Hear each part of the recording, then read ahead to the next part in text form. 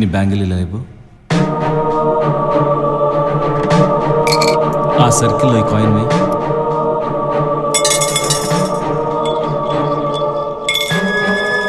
Good.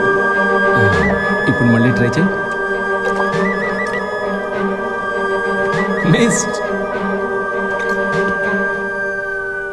Target missed. ఇంకోసారి try చేస్తావా? పడకపోవచ్చు sir. వాటర్లో పడగానే దాని వెయిట్ లాస్ అయ్యి పాత డీవియేట్ అవుతుంది కనుక. That's it. కానీ ఫిజిక్స్ కి సైకాలజీకి లింక్ ఏంటి సార్? ఫస్ట్ టైం ఈ కాయిన్ని సర్కిల్లో వేయగలగడం conscious stage. Second time target కి నీకు మధ్యలో వాటర్. ఆ వాటరే నిద్ర, సబ్ కాన్షియస్ స్టేజ్. మనిషిని నియంత్రించేది మెదడు. ఆ మెదడు కూడా నియంత్రించలేనిది నిద్ర. నిద్రలో కనే కలల్ని ఆ మెదడు కూడా ఆపలేదు.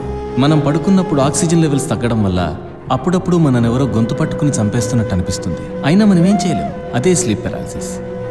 కామన్ మ్యాన్కి గాలెక్కింది అంటారే, అలా. ఒకవేళ నిద్రలో కూడా తను నువ్వు అన్నట్టు చేస్తే అది నార్కోలెప్సీ డేంజర్ స్టేజ్. ఈ వ్యాధి ఉన్న వాళ్ళు హెల్యూసినేషన్స్ వల్ల లేనిది ఉన్నట్లుగా భ్రమిస్తారు. ఇలాంటి వాళ్ళు సివియర్ డిప్రెషన్కి లోనవుతూ ఉంటాడు. చాలా టిపికల్ కేస్. ఇండియాలోనే one of the top most psychologist మీరే ఎలా అంటున్నారంటే? టిపికల్ అన్నాను కానీ ఇంపాసిబుల్ అనలేదుగా. It's a challenge for me. ఇలాంటి కేసు డీల్ చేసినప్పుడే పేరు వస్తుంది, బాగా డబ్బు కూడా వస్తుంది. చిత్రది మనుషులు సాల్వ్ చేయలేని ప్రాబ్లమే అయితే వాట్? చిత్ర కలలో ఎవరిదో మర్డర్ చూశానంటుంది. స్వామీజీ చెప్పినట్టు చనిపోయిన అతని ఆత్మే తనతో ఇవన్నీ చేస్తుందేమో. చిత్రకెవరు తోడలేరన్నావుగా, ఇదిగో ఇక్కడే ఉంది మరో పిచ్చిది. డాక్టర్, లేకపోతే ఏంటి? ఇన్ని కోట్ల మందిలో ఆ కళ చిత్రకి ఎందుకు వచ్చిందో చెప్పగలరా మీ madam? Here lies the point. తన కళ గురించి నోటికొచ్చినట్టు మాట్లాడుతుంది చిత్ర. అసలు లేని ప్లేస్కి తను ఎలా వెళ్తుంది, వెళ్ళి ఆ మర్డర్ ఎలా చూస్తుంది? ఆమె కల్లోకి వచ్చే ప్లేస్లు దొరకడం అనేది ఇంపాసిబుల్. ఎందుకంటే ఆ ప్లేసెస్ ఉన్నది భూమి మీద కాదు, చిత్ర కళలో మాత్రమే. అవునా? చిత్ర,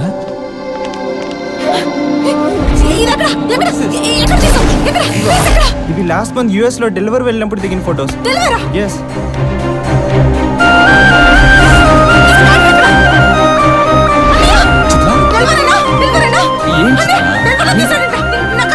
నీ కళ్ళు వచ్చిన ఫోటో సార్.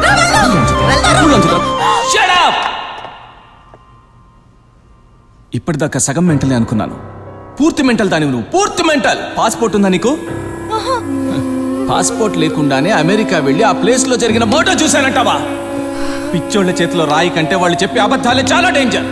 వింటే మనం పిచ్చోళ్ళం అయిపోతాం. Get back your work. Go.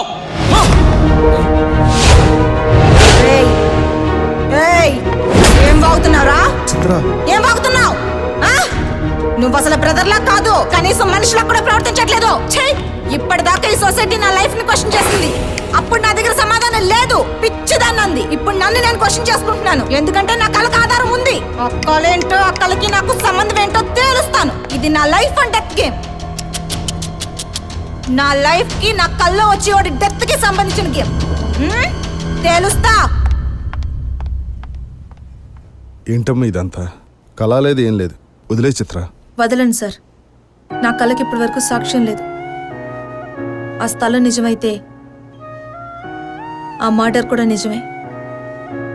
ఆ మర్డర్ నిజమైతే అతని చావు నాకేదో చెప్పాలనుకుంటుంది. నేను పడ్డ అవమానాలకి, నా మనస్సాక్షికి సమాధానం చెప్పడానికైనా నేను అమెరికా వెళ్ళే తీరుతాను. అమ్మ చిత్ర, ఆగమ్మా. I'm feeling guilty about my behaviour on that day. నీకోసం సారీతో పాటు ఒక గిఫ్ట్ ఇస్తున్నాను. మై అసిస్టెంట్ సువర్ణ. తను నీతో పాటు అమెరికా వస్తుంది. ఇన్నాళ్ళు తను నీకు పరిచయం లేకపోయినా నీ బాధ తనకు పరిచయమే. నాకు ఎవరి హెల్ప్ అవసరం లేదు. బట్ మాకు కావాలి నీ కేర్. అమ్మా చిత్ర, ఆ కల వచ్చేది నిజమే అయితే ఆ స్టేజ్లో నిన్ను కాపాడడానికైనా, నీ నుండి ఎవరినైనా కాపాడుకోవడానికైనా అక్కడ నీకొకరు తోడుగా ఉండాలి. ఒకసారి తనతో మాట్లాడు. హలో. హాయ్ చిత్ర. నేనెప్పుడు నిన్ను పేషెంట్లకు చూడను, అలాగే నువ్వు నన్ను డాక్టర్లా చూడొద్దు. నాకెప్పటి నుంచో మంచి ఫ్రెండ్తో అమెరికా చూడాలని కోరిక. వస్తున్నావు? ఓకే, కలుద్దాం. బాయ్. సువర్ణ, నా చెల్లెలు జాగ్రత్త. Sure sir. చెప్పానుగా తన గురించి. దాని సంగతి తేల్చాలి. ఏంటి పర్సనల్గా తీసుకున్నారా? అది నా నాలెడ్జ్నే ఛాలెంజ్ చేసింది, నా ఈగోని హర్ట్ చేసింది. అఫ్ కోర్స్ అది గెలవబోయేది లేదు, నేను ఓడిపోయింది లేదు. Wish you all the best అమ్మ చిత్ర.